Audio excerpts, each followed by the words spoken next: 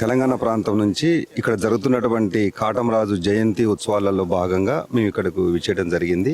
దీనిలో భాగంగా ఈరోజు ఈ కొండపైకి వచ్చి గుడ్లపాడులో చూస్తున్న ఈ శాసనాలు, ఈ విగ్రహాలు ఇవన్నీ ఎంతో పూర్వం నాటి యాదవ చరిత్రను, యాదవ వంశ వృక్షాన్ని వివరించేటువంటి ఆనవాళ్లు స్పష్టంగా కనిపిస్తున్నాయి.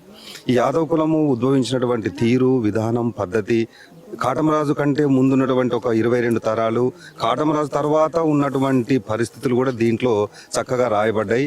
ఈ శాసనాన్ని ముందు పెట్టి పరిశీలించినప్పుడు అసలు యాదవ వంశవృక్షము ఏ విధంగా అభివృద్ధి చెందింది, ఇక్కడ ఎట్లా పరిపాలన జరిగింది, ఏ ప్రాంతంలో పరిపాలన చేశారు, ఎన్ని సంవత్సరాలు ఒక్కొక్క రాజు పరిపాలన చేశాడు అనేది కూడా స్పష్టంగా కనిపిస్తుంది.